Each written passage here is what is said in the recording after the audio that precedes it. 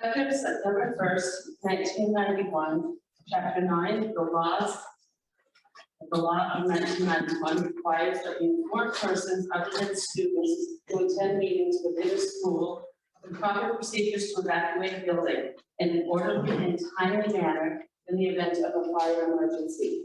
If you must evacuate this room because of an emergency, please use the exit door closest to you. There are 2 exits on the north wall which lead out to a blacktop area. There is another exit on the west wall. If you leave by that exit, turn left and exit the building through the breezeway door. The 3rd exit is behind you on the south wall. Go across the corridor and out into the field. I would like to say thank you to Brookside for having us in your beautiful building. We are excited to be here. And thank you so much to the Brookside PTA for the wonderful refreshments that we had. I would like to also remind you that if you think you will have a question or a comment tonight, to be sure and fill out a form that's right over there in the back of the room.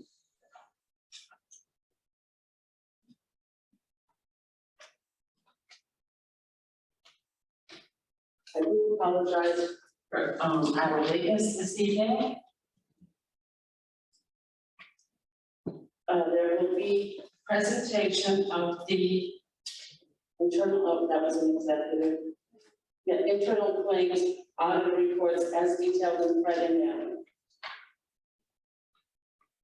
Dr. Robinson, would you introduce the presenter? Sure, we can start with our claims auditor. This is Sherry Diamond from Sereni and Associates. She's a partner there and does all of our claims auditing. If you would mind coming up to the podium.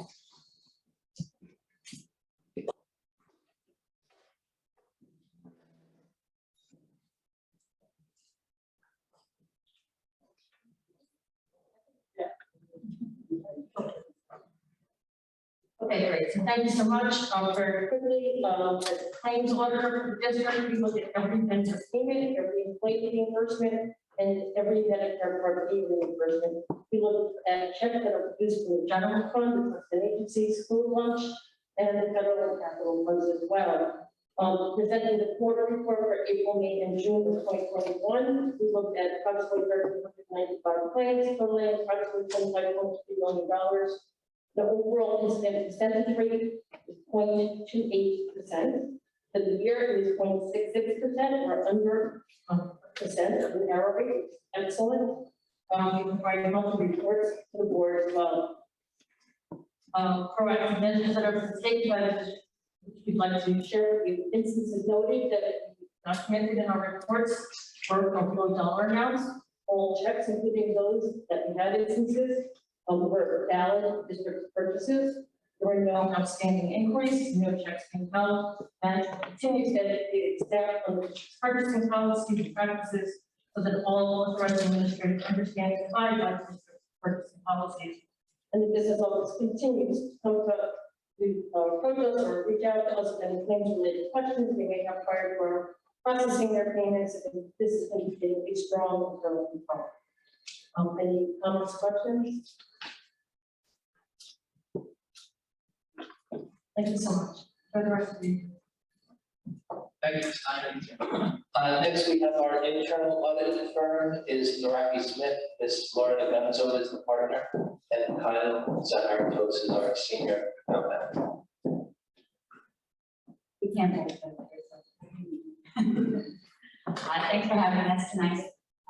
We're here to present our internal audit report. We presented earlier in the year on our benefit report. Tonight we're presenting our risk assessment report. The risk assessment report is an evaluation of the risk within the district. The areas that we look at include 21 business process areas. Of those 21 business process areas, there's 92 sub areas. What we do is we assess the risk rating in those areas based upon the controls in the district. So of those 92 areas, we had 0 high control risk ratings, we had 5 moderate control risk ratings, and we had 87 low control risk ratings. So that means that 5% were rated moderate and 94%, almost 95% were rated low. So I'd like to point out that that's an excellent risk profile. I know you work in many other districts, so just for comparative purposes, it's something that you should be very, very proud of. We only had one area that changed from our last report from moderate to low. We had 3 recommendations, all of which have been discussed with management. And last year we had 7 observations and recommendations. 4 of those are complete, 3 are in process.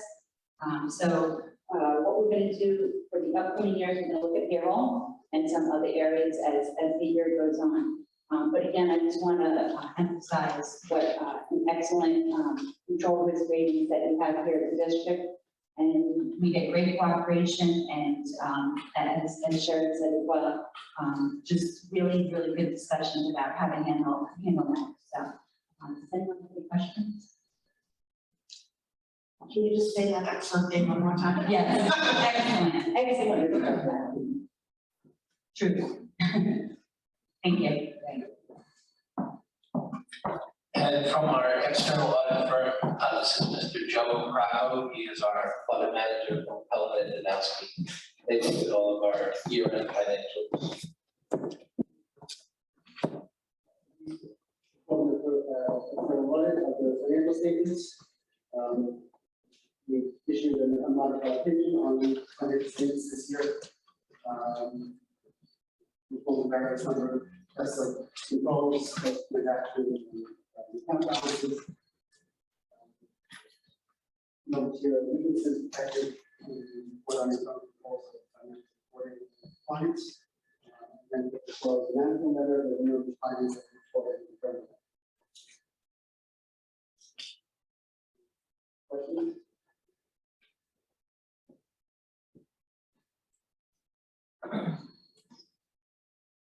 I guess I'm going to end up repeating what I always say, that the language is very broad, so to speak, field of audits. So unmodified opinion means great. That is the highest level of assurance you can. That's what I just want to make clear. It certainly doesn't sound that way. So we're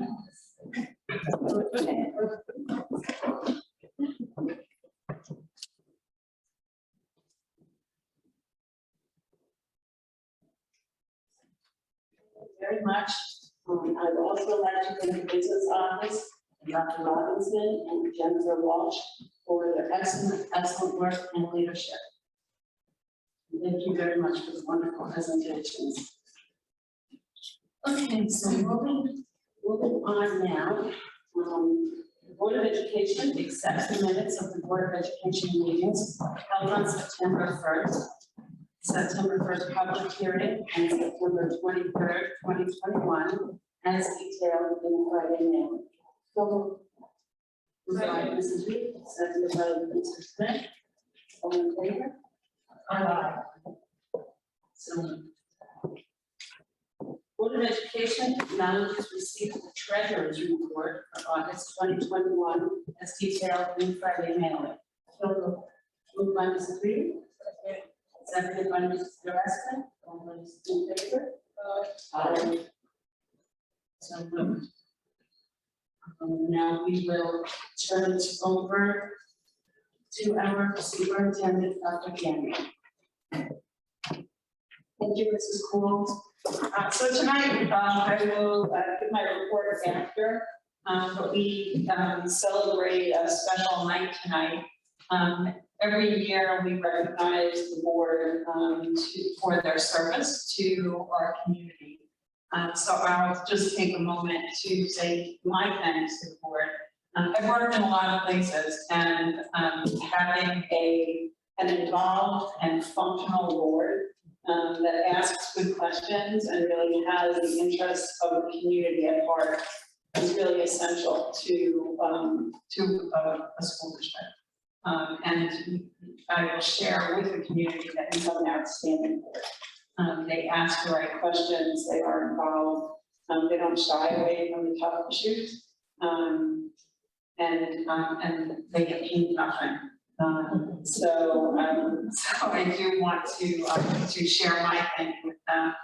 Our PTA is well represented tonight in their thanks to the board as well. So I am going to announce everyone, and then Ken, if you can just sort of coordinate everyone, that would be great. So tonight we have from the high school, Kathy Engelhard and Sheree Lindsay. We have from the middle school, Mia Phillips and Maritza Lopez. We have from Meadow, April Clement. From Plaza, Vic Marie. Thank you. We have, is Kim Hill here? Kelly will. Oh, Kelly, okay. From Steele, we have Lourdes Fernandez Garcia. From Brookside, Giselle Ham. From Lennox, we have Maggie Hart and Rhonda Messidor. And from the Council of EPA is George Anderson and Beth and Natasha Clement. So I will let you take it from here. Thank you.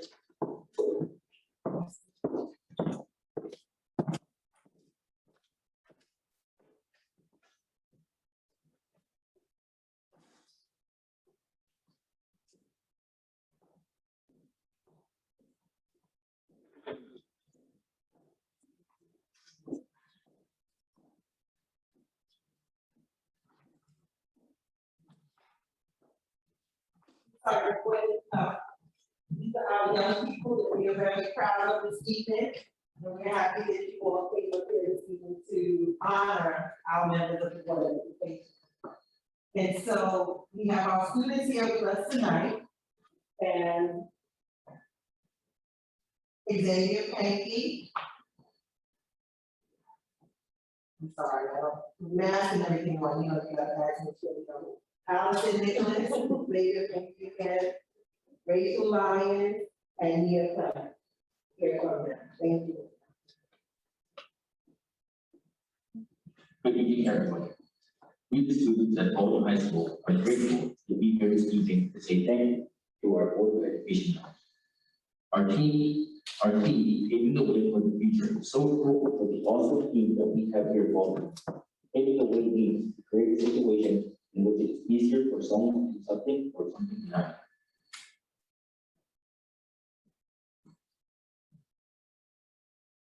Well, we know there are many things brewing in Baldwin, and we know that our Board of Education is at the center of it all. There are many different paths that exist. Don't be afraid to make your own. Lead others by your example, but inspire them not to follow the path that you have shown. Author Martin Luther. We must take the time to define our own path. Too quickly to find the word to define it for us. Author of them. If you don't like the road that you're walking, you start making another one. What about the one and only John Martin? Everyone has their own path. Walk yours with integrity and push all others' pace on their journey. When your paths merge, rejoice for their presence in your life. When the paths are separated, return to the wholeness of yourself. Give thanks for the footprints left on your soul and embrace the time to journey on your own, author unknown. Once again, I say thank you to every one of our board members, all of you. As we walk our paths in life, we know that it will be just a little bit easier because of all that you have done.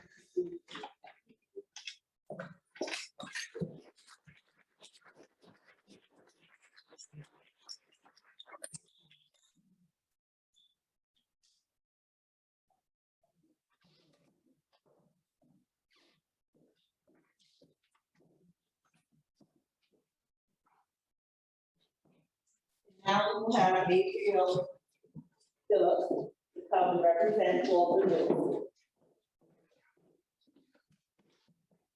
We have to prepare our nature.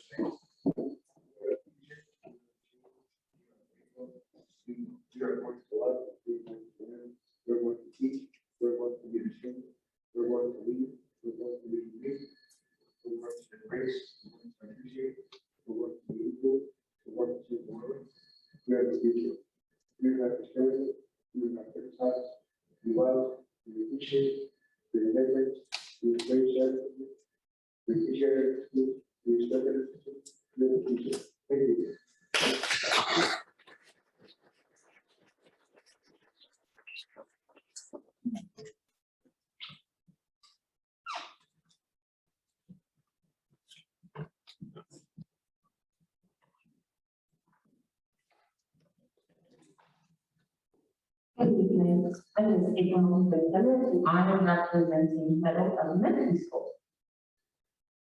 Who fosters astronauts and engineers and teachers deserving of much cheer and music programs to soothe the ear? And the foundation is the strong board that allows for the best things in our schools to grow, like kindness, excellence, and character that make our children grow. Paving the way to the future, we thank you for fortifying us and making our schools victorious. Thank you.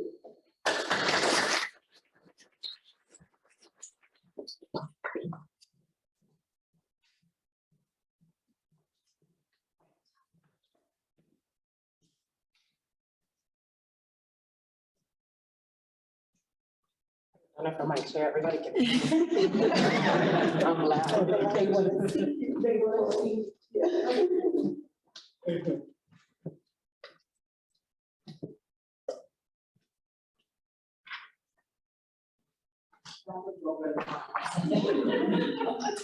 Good evening, everyone. I wish I had my daughter here to love to read this for you, but here's another thing.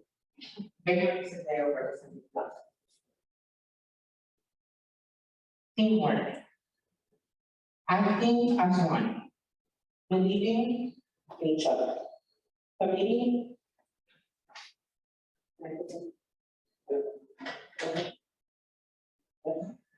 Committing to excellence. Doing whatever it takes. Embracing a common vision. Fostering group intelligence. Fostering, giving the benefit of the doubt. Harnessing the power of many. Inspiring cooperation, not competition. Juggling skills and talents. Kindling collaborative teammates. Looking out for each other. More we and less me do. Not counting who gets the credit. Overcoming obstacles together. Putting principles before personalities. Quickly resolving differences. Recognizing each other's strengths. Sharing a workload. Treating each other with respect. Utilizing everyone's skills. Valuing everybody's input. Working side by side. Expecting exponential results. Yearning to succeed together. Steadily making a difference. Thank you all for making a difference and for your time.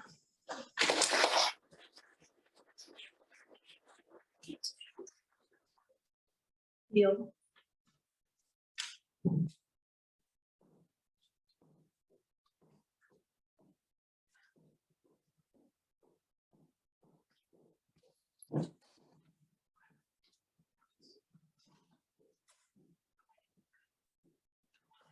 Good evening, board. I'm Lourdes Hernandez, co-president and CEO of my first year, and I'm delighted to participate.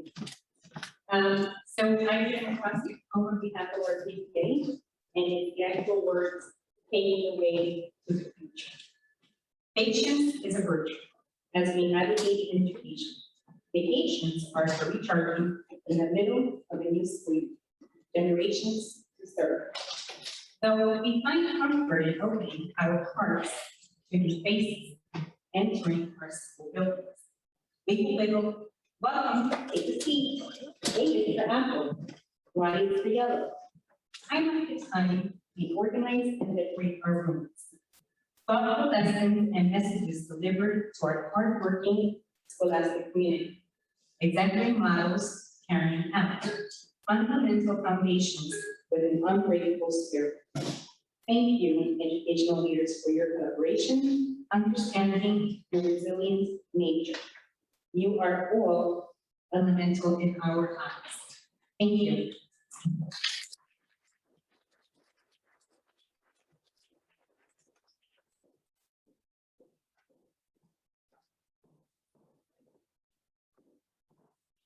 Good evening, everyone.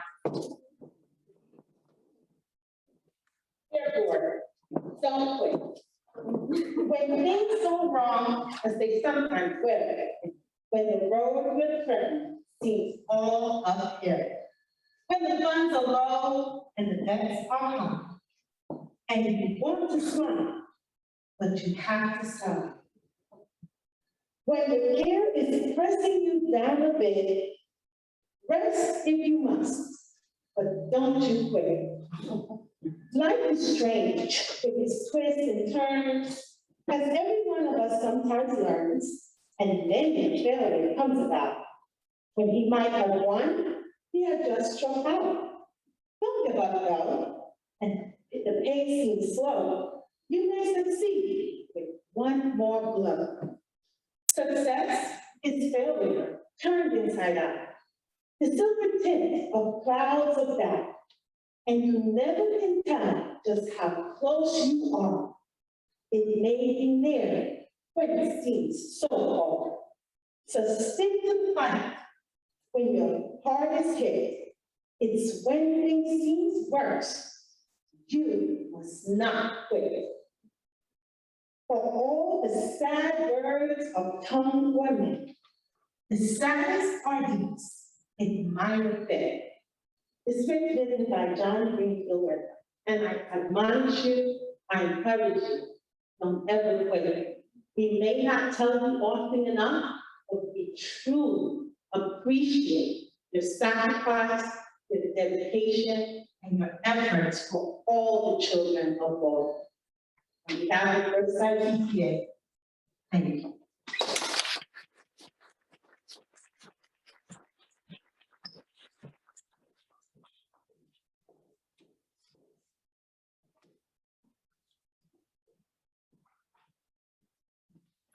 Everything so far to this point has been beautiful. And now we're going to get a very special treat from our Lennox PTA, the children there. We've been holding the title to people.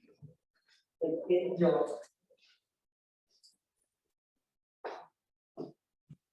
A world to the future is a pact of collaboration amongst those who see the truth.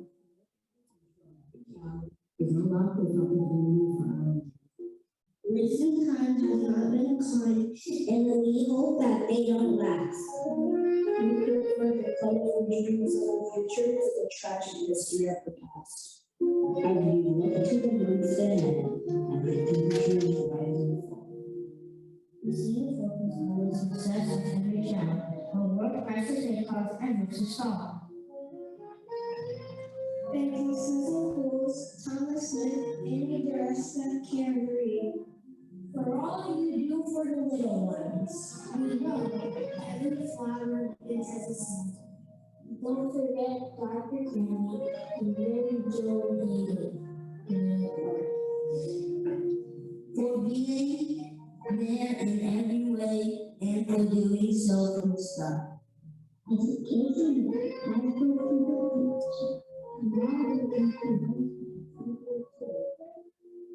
We appreciate those who support our understanding.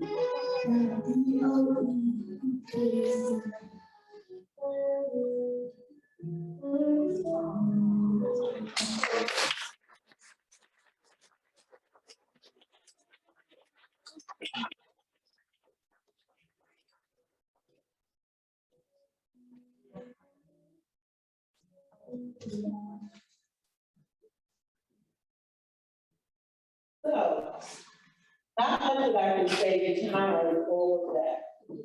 How heartwarming has it been hearing all the comments said. But to our wonderful Board of Education. This Board of Education has a mission that is central and critical to the success of our school district. The members, you all, are charged with advancing this mission. Your leadership and partnership with our district administration and collaborative endeavor is what makes our district shine. As a volunteer board, like Dr. Cameron already said, with no compensation here, you have remained steadfast in your mission, no matter what the challenges. We recognize good leadership cannot just be paid for. It really is a choice, a desire that is innate to an individual. We appreciate your hard work, your commitment to your role, and your discipline towards the district vision. Thank you for keeping Baldwin's light shining bright. Being brave enough to see it and brave enough to be it. You are paving the way to the future. Sincerely, your friends, your family, Baldwin Council of PTA.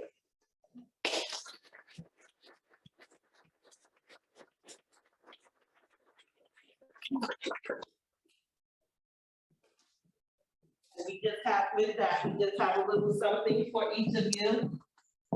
Ms. Engelhardt, Ms. Clement, let's see, come and help.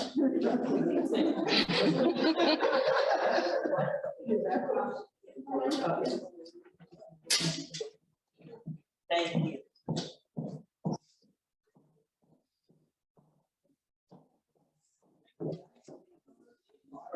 Thank you.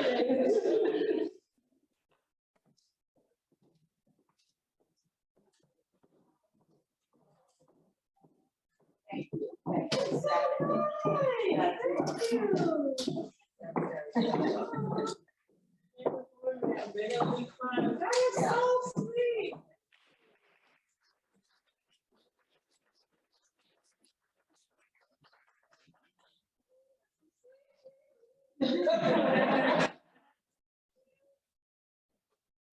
Okay, I'm not crying, you're crying.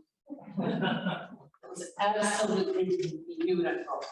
And I would like you to all know that we truly appreciate your recognition and your presentations. It really does mean a lot to us. It makes all the difference. And thank you so very much.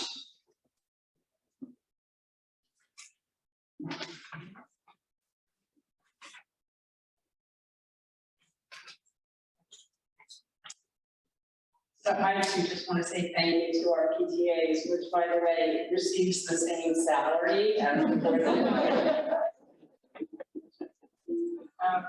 You know, it's just kind of on reflection, it's definitely been an interesting year and a half.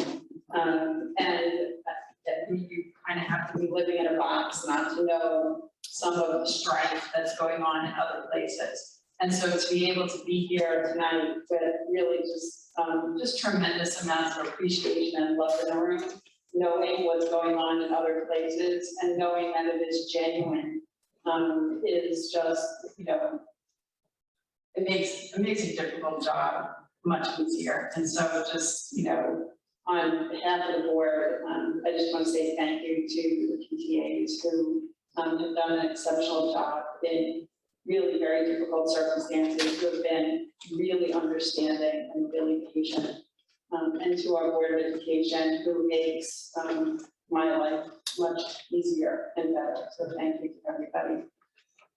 With that, I just want to update the community on some other things. So one, you've received information about the vaccination bus that's been around. So we've done around again at the middle school and high school with second vaccines. And for those of you who are eligible for a booster shot and want a booster shot, you can get those on the vaccination buses as well.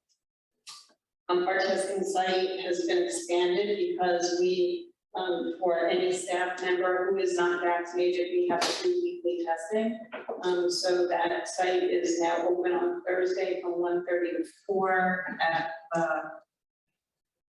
high school, and Friday from 11:30 to 3:30 at the middle school. No appointment is necessary. I want to share that we had Harvest Day Athletic School. They harvested their blue corn. Those stalks were just, I mean, I'm not really engaged as I'm not tall, but they were big. And it was really just so much fun to watch our kids harvest the corn, and then our parents cooked blue corn muffins and all sorts of blue corn things. News 12 covered that, and if you watch our kids on the news, and they're just ridiculously adorable in their reflection on the whole harvesting of corn. So that was a really nice way to kick off the year. Last two things that I want to report on are things some folks have been chatting about, and so I just want to clear up some misinformation and just give you some additional information. I want to start with our lunch program. So this year, last year, actually starting March of 2020, it was required by the federal government that school districts around the country feed everyone. And so that was from March 2020 through summer 2020. When we came back to the school year last year, that continued. It was mandated by the federal government. We didn't have to do anything except provide food. This year, we were again mandated to do that, but to get reimbursed for the food that was being given to our students, we had to sign up to be part of the federal lunch program, which we did not have to do before. And so as a result of being part of the federal lunch program, there were certain constraints that we have to follow in the menu that is offered. We don't know what's going to happen next year. We're sort of evaluating that as we go along, but had we not signed up to be part of the federal lunch program, we would not get reimbursed for all of the meals that we were mandated to give, and that would have been financially a mistake on the part of the district. There have been some questions about running out of food in middle school, and I want to assure everyone that we are not running out of food in the middle school. The number of choices was reduced, and the reason it was reduced was because we wanted to make sure that we could feed everyone. And when we had 4 choices, we were not getting food on. So we reduced the number of choices to move the line along, but we are not running out of food, period 7, which is misinformation that's out there. Whatever is available, period 4 is available, period 5, 6, and 7. May not be, the hamburger that you want, but that hamburger wasn't available, period 4 either. And so we're kind of doing the best we can to make sure that we feed everybody. But please remember that this was kind of put upon us. We're happy to do it, but we had to make sure that we could get through the numbers of students who are now wanting the hot lunch, which is a much higher number than it was before in the same period of time. So we will reevaluate that going into next year. We'll see whether or not it's mandated again next year and where we go with that. The other thing that I think is important to remember, and again, I'm sure you all know this, there is a worker shortage out there, and so we have been trying to fill our ranks with food service workers, and we're still down a number of people. So if you know people that are interested in doing that work, you can go ahead to Dr. Gallo, who's been scouring everywhere to find people. But we do still have some vacancies there, and we are doing the best we can to make sure that all of our kids are fed. The other thing that I just want to clear up, there's been some chatter online about our buildings and grounds, and I want to say 2 things. The first thing that I want to say is, if you have a question about any of that, I encourage you to call the people who have the answers. So I know it's a thing in 2021, 2020, and 2019 to talk to each other online. But if what you're really searching for is an answer to a question, then you need to ask the people who have the answers. Because what we have tried so hard to do is to make people proud of the community that you live in and the schools that your kids go to. And we have also really tried very hard to make sure that we do everything that we can to answer whatever questions you have. So there's some chatter on Facebook, which I am not part of, for no other reason than, well, there's lots of reasons, but that's irrelevant. So let me just share some information that is important for you to know. The first is there's a lot of talk about the middle school goalposts and that our kids have not been able to play home games and that the goalposts are missing. So the reason the goalposts are missing is because they, mostly because of the salt water, because it's right by the ocean. It's deteriorated and we have had them on order for quite some time. Again, if you watch the news, you know that there are shipping containers sitting out at sea, waiting to be unloaded. There is a driver shortage, and so it has been on order for quite some time. We are waiting for them to come. We deemed it a safety hazard, and so they were taken down. It's not because we didn't know that they needed to be replaced, but much like many things, until we can get them here, we needed to make sure that everybody was safe. And so they were taken down temporarily until the equipment shows up in Baldwin, and then it will be replaced. And again, I just want to say that, you know, in reading the Facebook posts that were made, it really does sadden me that it would have been a simple phone call to Mr. Randazzo to get the information of what the actual facts are. So I want to share that. Some of the other questions that were asked within the Facebook pages, people talked about that there are no benches. I can tell you that benches were removed during the height of the pandemic last year. They will be put back. There were questions about scoreboards. The scoreboard at the high school was repaired. From my understanding, there has never been a scoreboard at the middle school.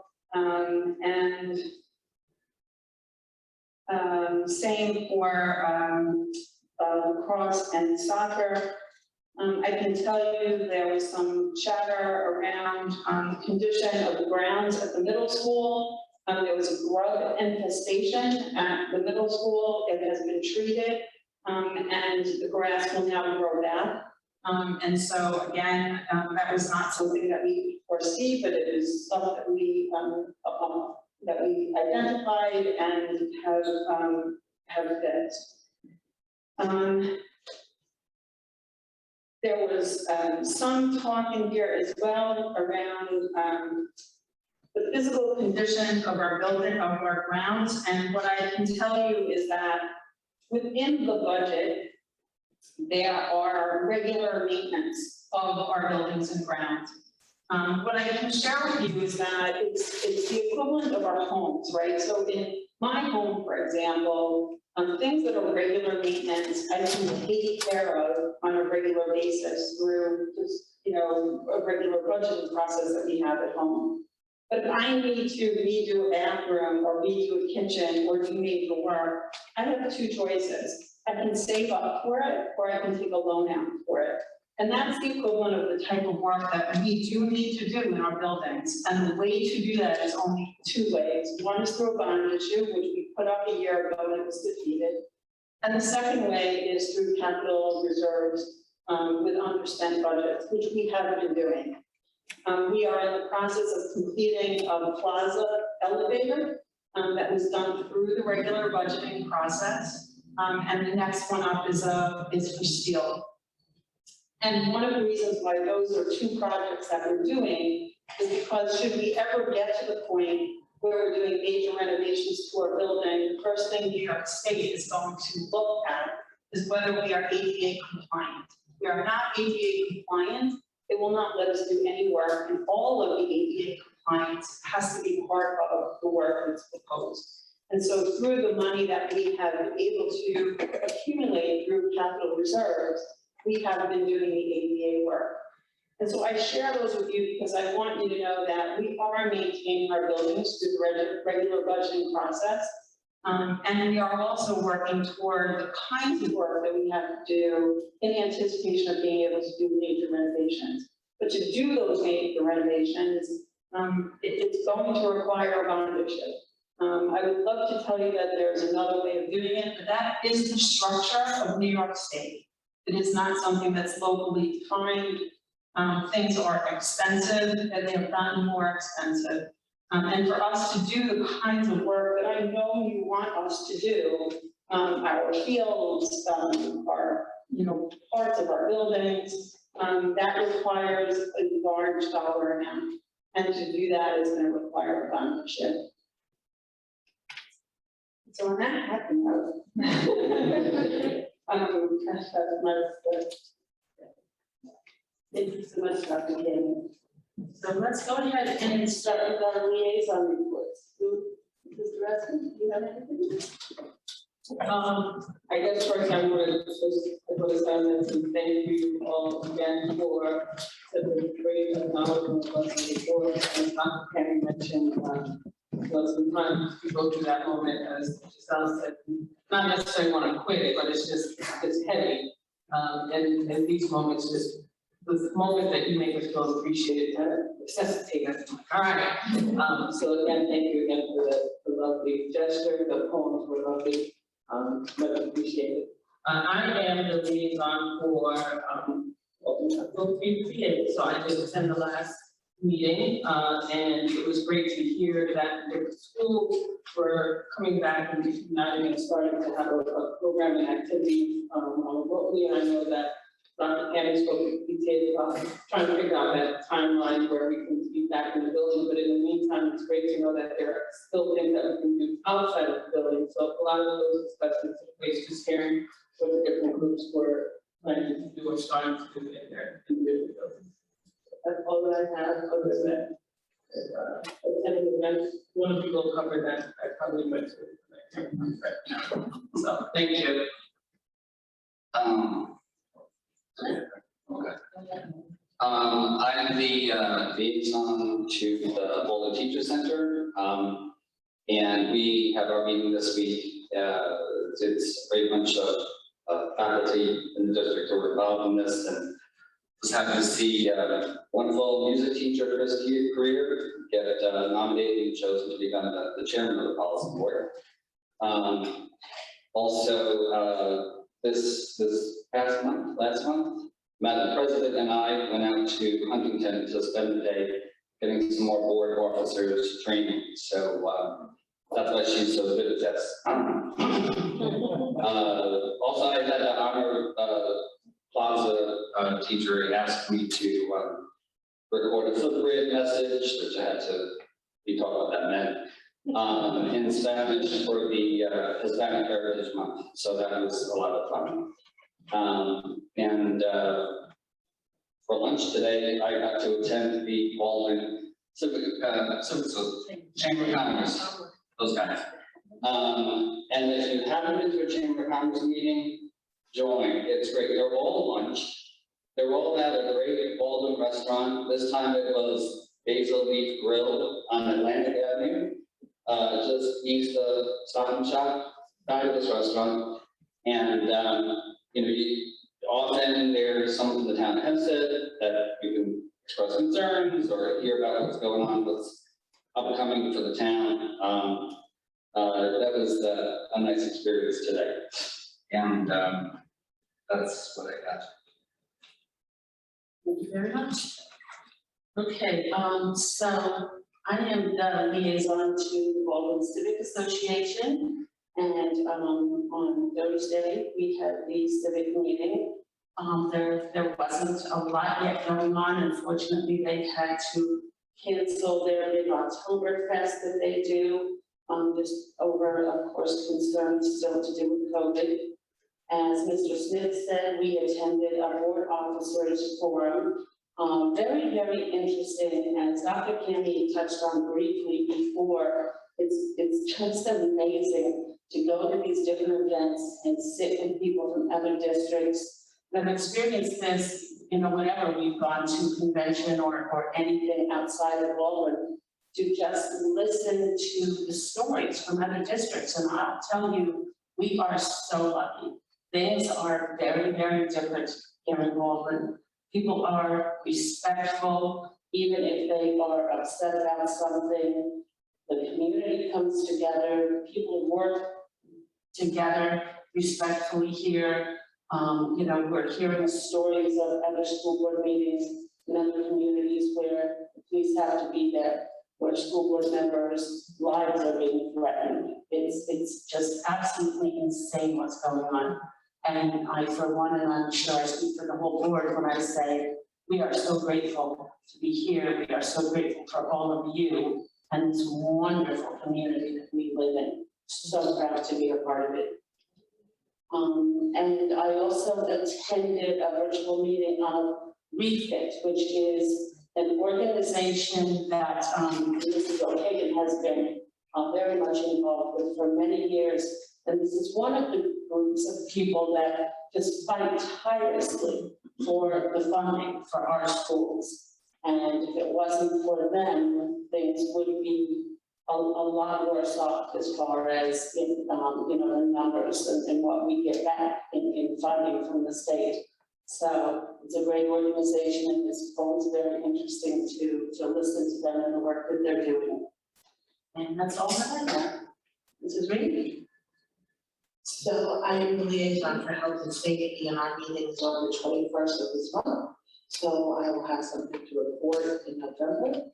I would like to say, I think we attended the homecoming game, right?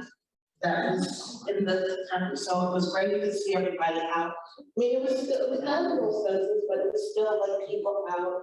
So we're kind of getting back to returning to some semblance of normalcy. And we won, so that was awesome.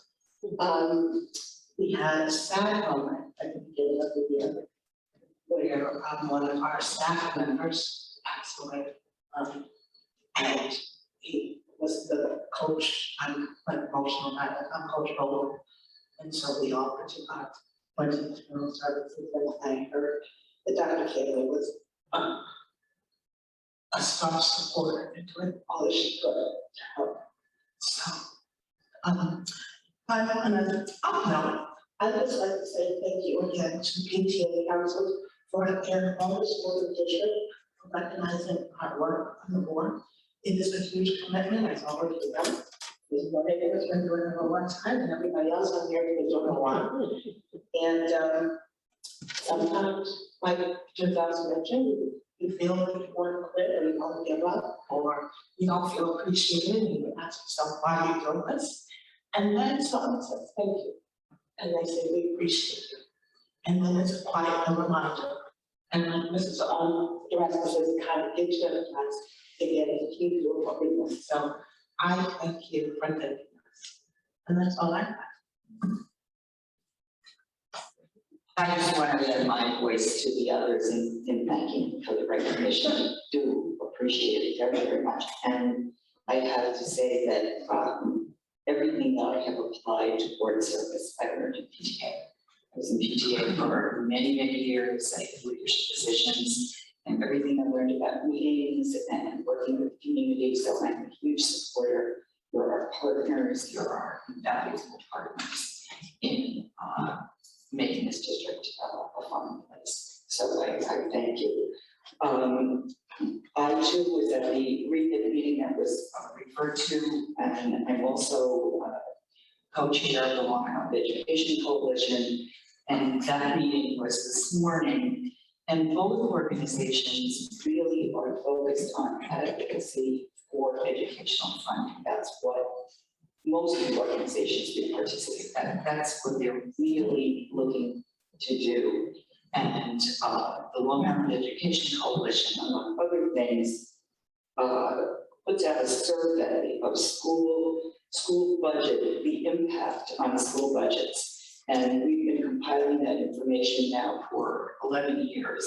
And it is very useful when we go to legislators to have that kind of concrete information in our hands to present to them. We also do a report called the Cost and Outcomes Report, and we do it in coordination with the Long Island Association, which is really significant because we try to make a case by working with them that education actually is a partner with economic development, that the two go together. Education is an industry here on Long Island, but we also are very connected with the Economic Development Act.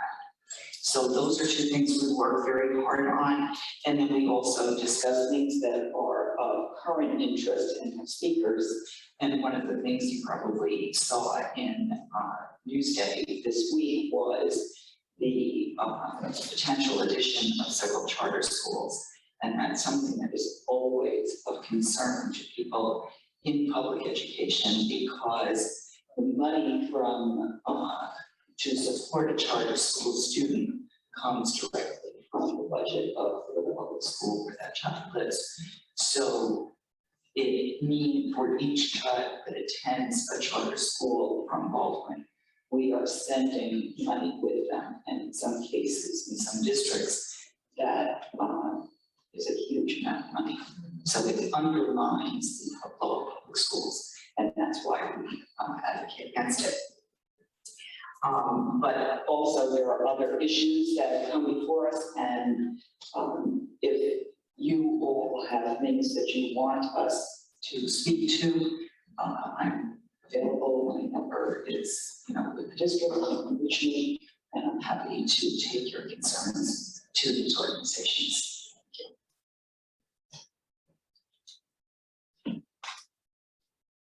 Okay, that now brings us to the question and comment period. The public participation component of Baldwin School Board meetings is limited to residents, business owners, or employees of the Baldwin School District, and is limited to 30 minutes and a maximum of 3 minutes per person. We cannot comment on issues of personnel or individual students. In an effort to ensure a respectful environment, we ask that you write your question or comment on the form located in the back of this room, which was collected.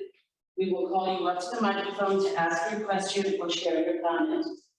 If we do not have an answer to your question, or need to contact you with further details, the information you provide on the form will be essential.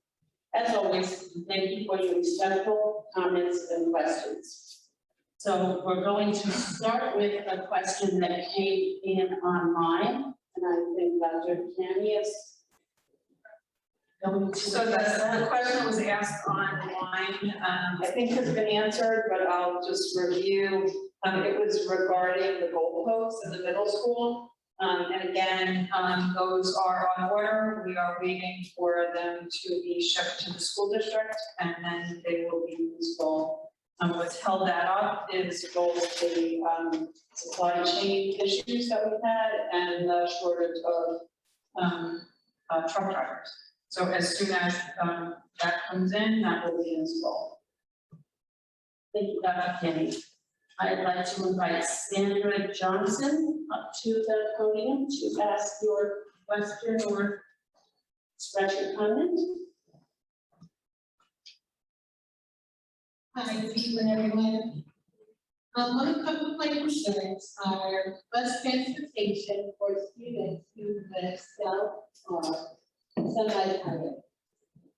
The concern is, let's just pick a student higher, not where I live.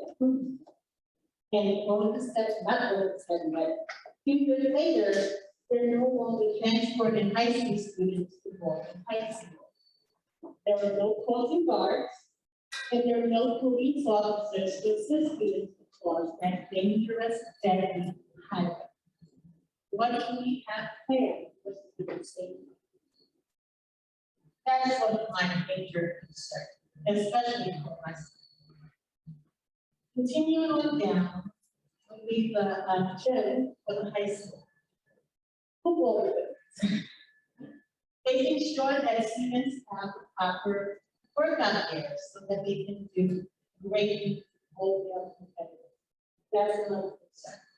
And my last concern is scholarship for our students that we graduate. What do we do from, or what do we collect, or what do we do from the within the community to rise up for engagement for students like that? Okay. So I'll do my best to answer them in the order that you asked.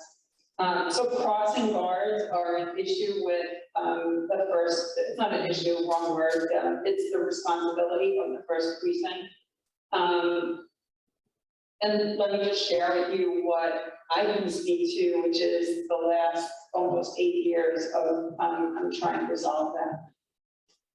So you speak about the high school, but we have worked with the first precinct for really every single school in our school district. Up until, well, I want to say 3 years ago, there was a retirement incentive for crossing guards, and they lost many of their crossing guards. They have not been able to rehire the number of crossing guards they even had back 3 years ago.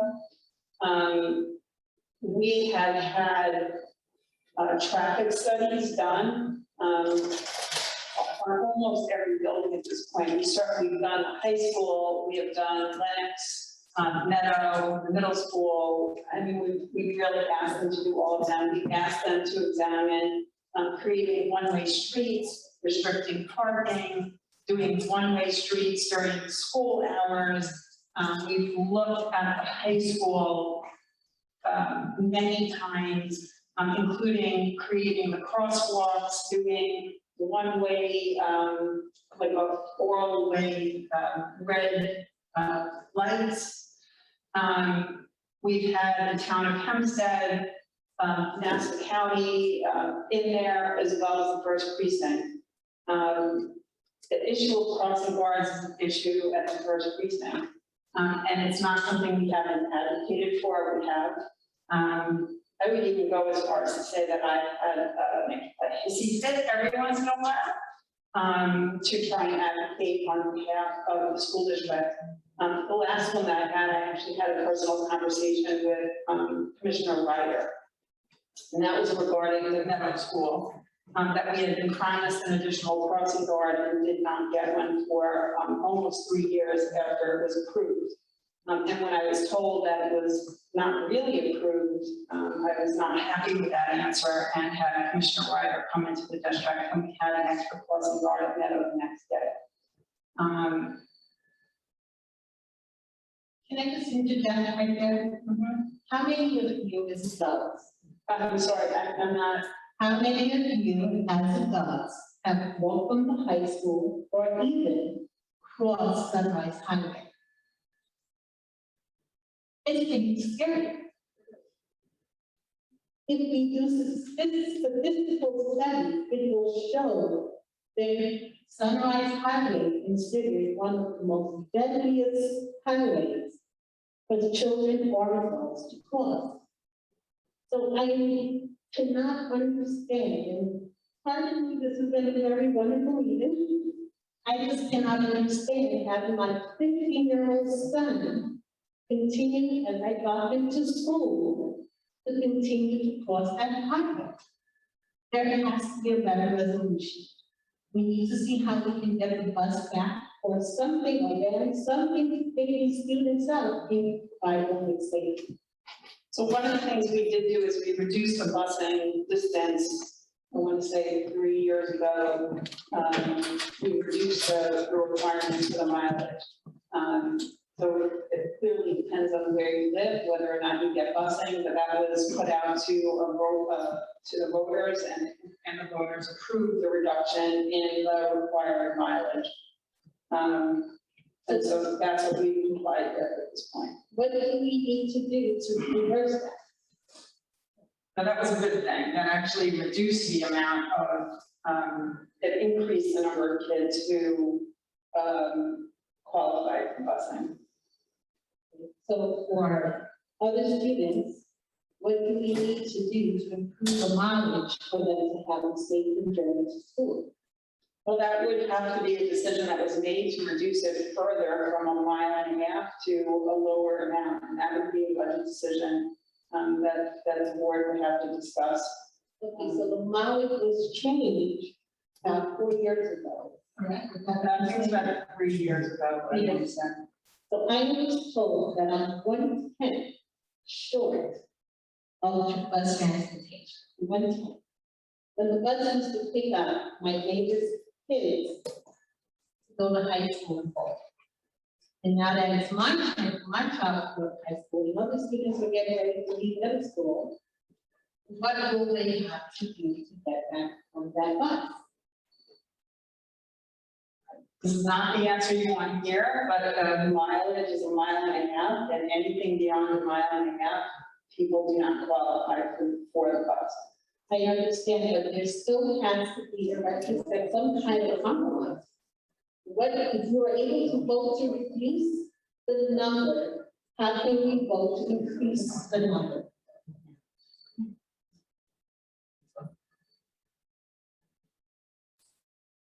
You said the other amount they have, I'm talking about. The other amount, yes. So that is a budgetary decision, yes, so it requires a referendum on the part of the voters to, change the mileage for busing. And who are the voters? I'm sorry, Who are the voters? the community are the voters. And what do I need to do to make that change happen? The board can certainly take that under advisement during the budgetary, Thank you. you're welcome. Your other question about, football equipment, have you spoken to Mr. Ramirez? Because we have a regular, procedure of renewing different equipment and different uniforms. I think that he is well on top of that, and I feel very confident in, what we currently have. And the question about scholarships, there are many kinds of scholarships. Students who are in the high school are advised by their guidance counselors of the multitude of scholarships that are available. We give out millions of dollars in scholarship for our athletes, and that's done through the Booster Club, which is a separate entity from the school district. I think our kids fare very, very well when it comes to scholarships. Thank you. You're welcome. Thank you very much. It remains there. Would you just begin with your questions or comments?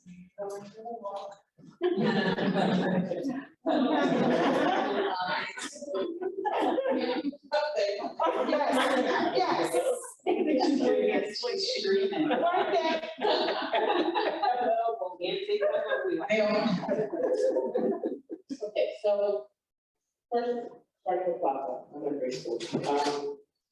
Wanted to know if there was a status or update on Saturdays, for the events on Saturdays at the school. So there is not approval of overtime for school districts that don't have custodial staff on Saturdays. So that would be all of the elementary schools. I did meet with all of the PTA presidents, I want to say it was about a week ago. Yeah, last week. And we went through all of, the sort of the current state of where we are. What in general we talked about was, I shared with the PTA president the current COVID numbers, not the actual numbers, because I'm not allowed to do that. I would if I could, as well as the vaccination rate in Baldwin. Baldwin's vaccination rate is lower than the county's rate. The last that I checked, the county's rate was in the low 70s, and Baldwin's vaccination rate was in the 60s, mid 60s. At the time that we met last week, when we looked at the infection rate by zip code, Baldwin's infection rate had gotten lower, which was a good thing, because for the first 3 or 4 weeks of school, we were in the top third infection rate in the county, and we had dropped down, which was good to see. That's the good news. Bad news is the numbers that I got today put us right there. And so what I vowed to do when this pandemic hit back in March of 2020, amongst everything else, was to make sure that I took the health and safety of everybody into account. So I am waiting to see a consistent low number. As soon as I see that, we can then gradually reopen the opportunities for our parents and our kids. What I'm particularly sensitive to is that we have a subgroup within our community, which is a fairly substantial number of people who are still very nervous about this, are susceptible to this. And, we say in our slogan that we are inclusive, and the last thing that I would ever want to do is to exclude people who are feeling really uncomfortable. So as I watch the vaccination rates, as I watch the infection rates, I'm also in constant contact with the other districts around us as well as in the county. Believe me when I tell you, it would make me nothing happier than to just be able to reopen and just be back to business as usual.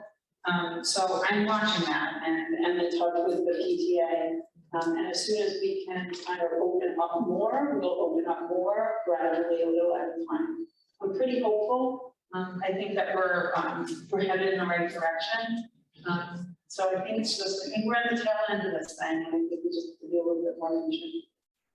But just to confirm with the high office each time, this is not a budgetary issue, it's just COVID.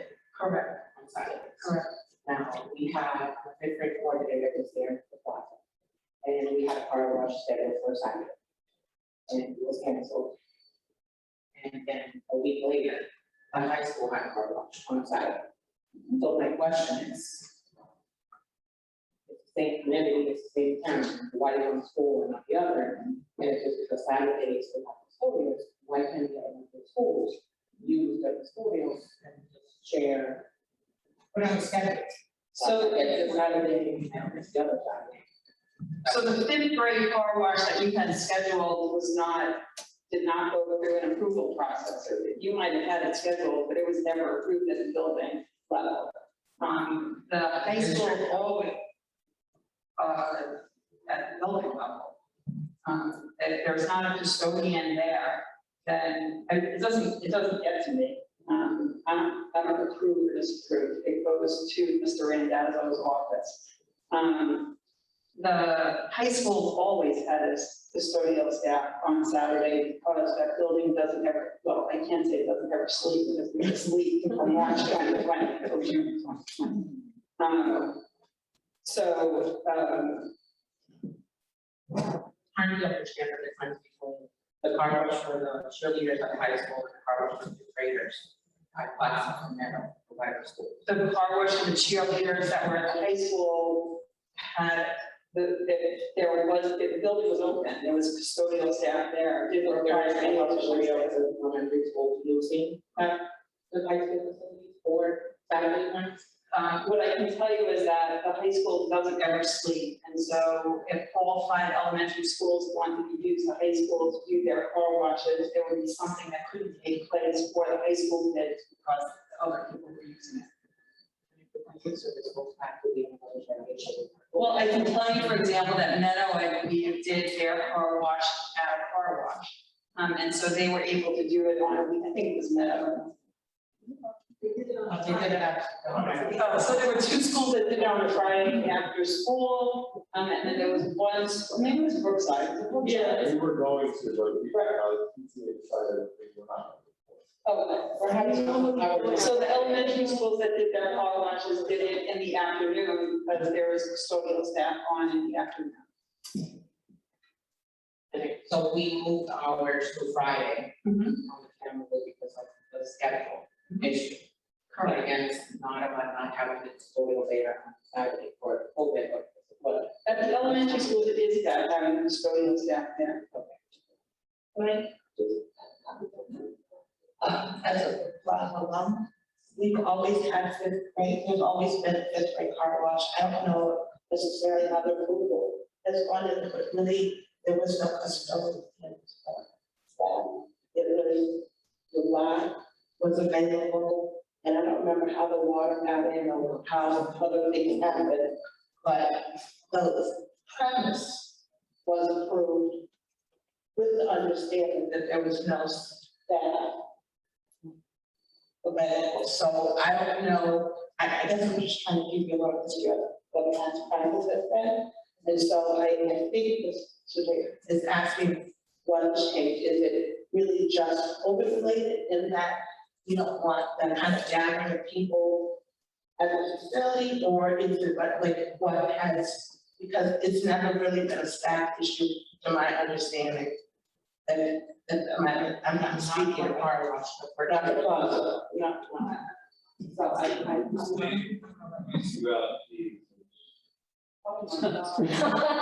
People in water. But it's also,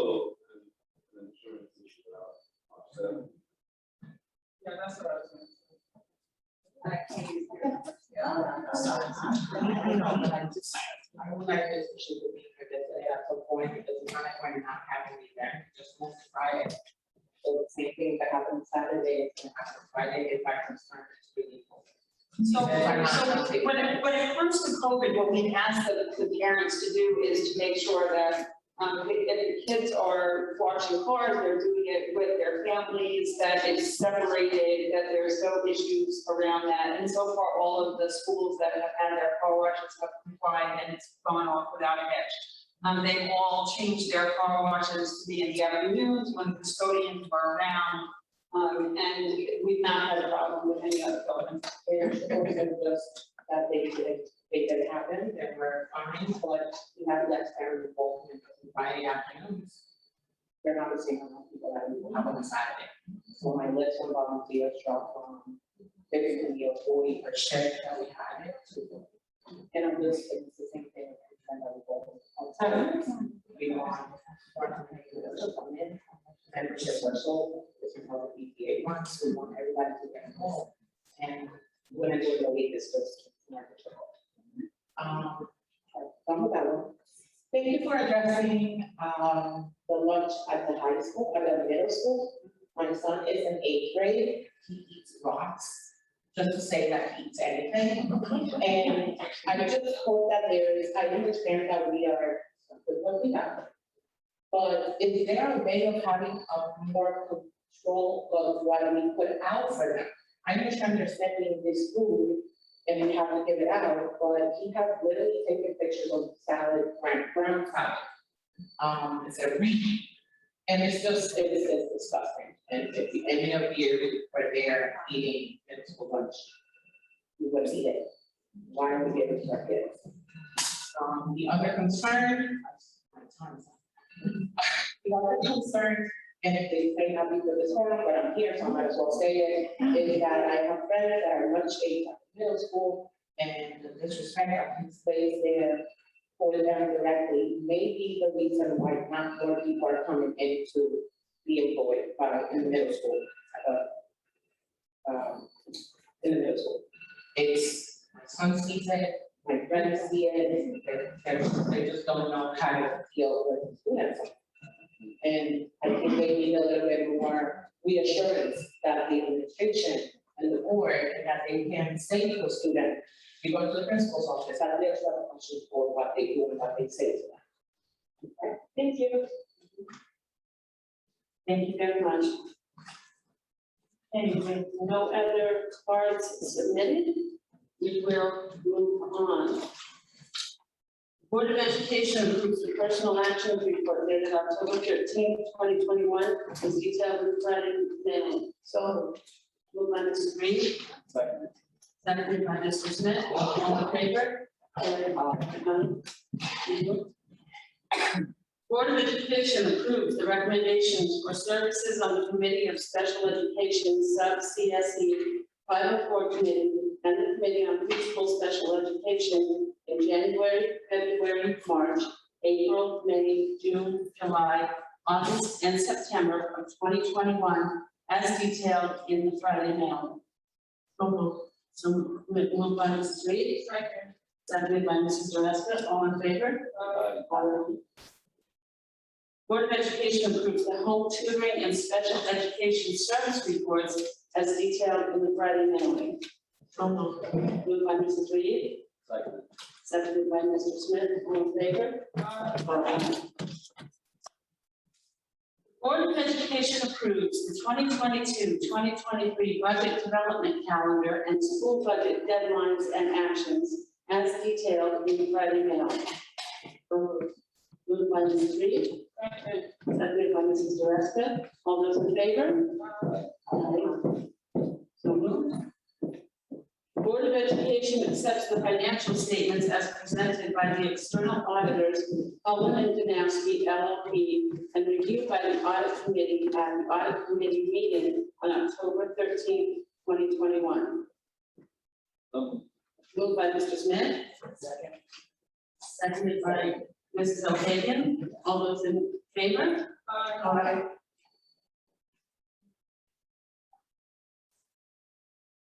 The Board of Education accepts the initial risk assessment as presented by the internal auditors, Rocky Smith, reviewed by the audit committee at the audit committee meeting on October 15, 2021. So Moved by Mrs. Dressen, seconded by Mr. Smith. All those in favor? Aye. So moved. As board president, I'm calling for consideration of a consent agenda for business items 4 through 19. Are there any items members prepared for withdrawal for consideration under the consent agenda for further discussion and a separate vote?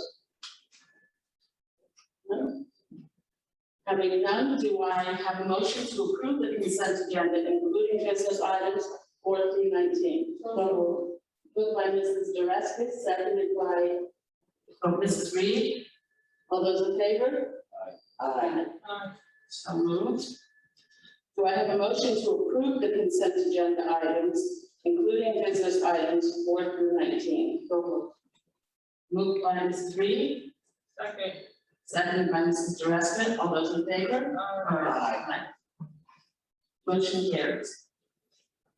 Okay.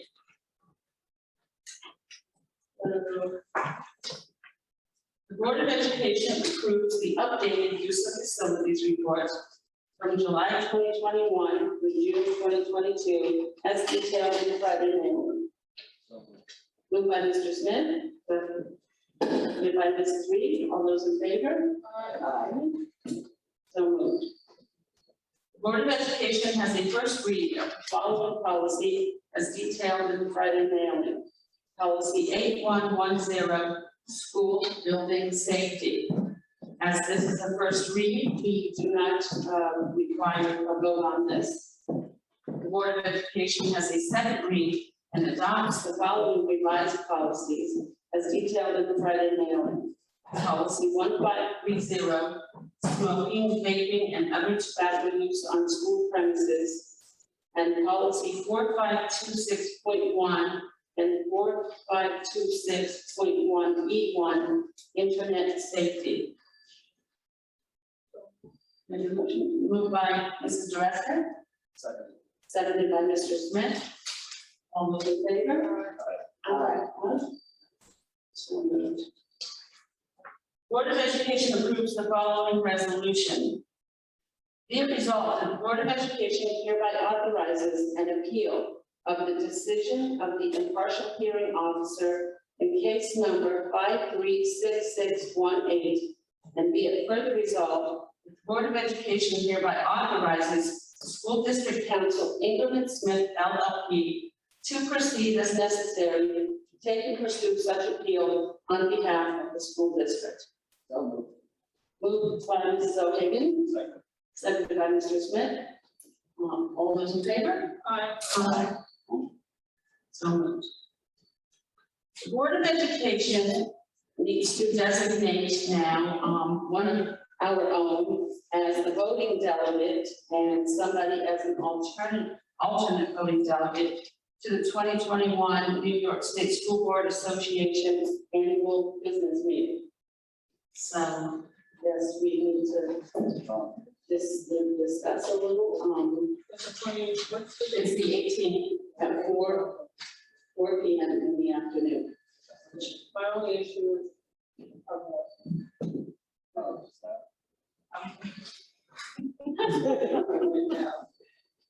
I have a conflict. I'm available if no one else wants to do it. No one else wants to do it. Just redirecting it right to the point. Any objections? Ladies? Okay. That'd be the alternate?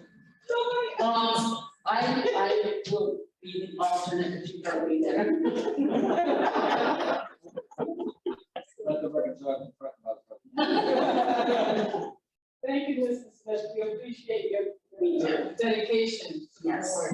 Thank you very much, Mr. Smith. Okay, so now we are at other, and unless anybody else has any other, I will just inform people of some important, everyone of some important dates coming up. Do we need to vote on the board of Yes, oh, I'm sorry, I was trying to. I'm sorry, Dan, okay, so sorry, okay, can we do it both together as one motion? Yes, that's the strategy. We'll fill it. Okay, but we can do it in one vote. Okay, and I get a motion that Mr. Smith will be the voting delegate with the, alternative business tools. Seconded by Mrs. Reed, seconded by Mrs. Dreska. All those in favor? Aye. Thank you very much. Okay, so some important dates coming up. Middle school picture day, Thursday, October 14th, and Friday, October 15th. PTA meetings, Thursday, October 14th is Brookside and Meadows at 7 p.m. Concerned parents of Baldwin, Monday, October 18th. The high school at 7 p.m. Is that taking place? Concerned parents of Baldwin in high school? They're virtual. Oh, it's virtual. Yeah. Oh, thank you very much. Yeah, because I didn't think that we were doing that. Okay, so it's virtual. Let me see. Bruins Booster Club meeting is October 7th. Oh, we passed that. Let's see on my list. Okay. PTA meetings. Tuesday, October 19th is the middle school. Thursday, October 21st is Plaza. And Superintendent's Conference Day, school closed for students only, Tuesday, November 2nd. Parent-teacher conferences, Thursday, November 4th, middle school and high school, 6:30 to 9 p.m. That's option 1. And the next Board of Ed meeting is Wednesday, November 10th, at Steel School at 8 p.m.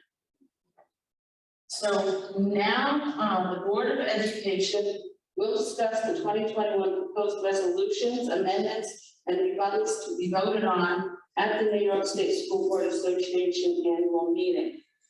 This will be done. Okay, this will be done in public. You're all welcome to stay and listen if you'd like to. So we're going to go ahead and adjourn the meeting, and then we're going to take a short break, and we will come back and discuss this resolution. It says here on my paper, I'm adjourning the regular meeting. Okay. At the end. Okay. All right, so we're going to take a short break.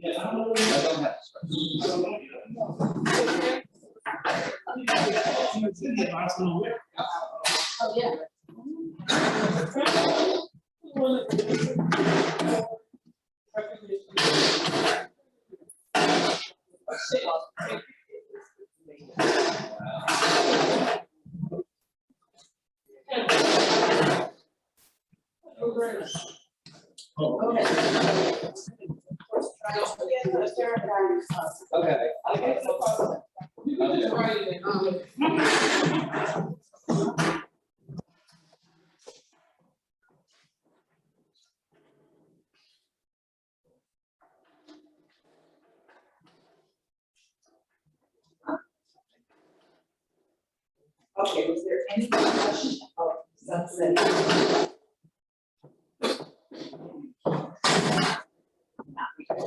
No. No. I said, was there any discussion of the sunset resolution? No. That's really it, already established. Right. So usually what it is.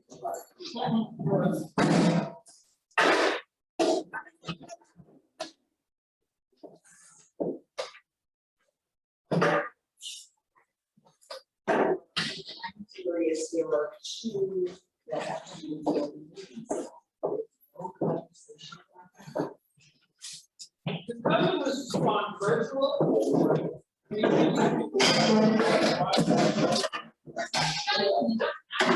They did honestly with first move. Action.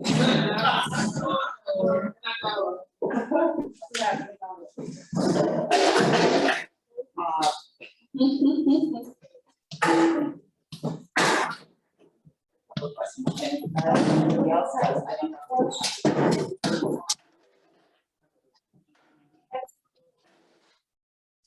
All right. Yes. I may have, yes, I'm sorry. I'm just like, what about this?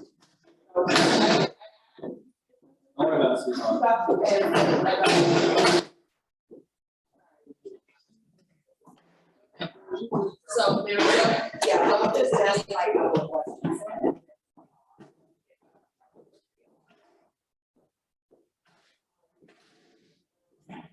Okay, so there's no conversation about.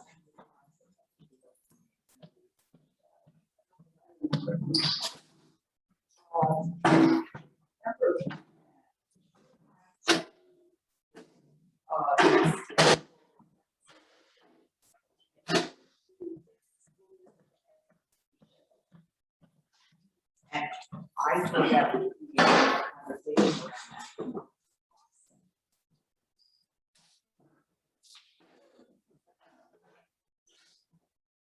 Well, I've got her perspective.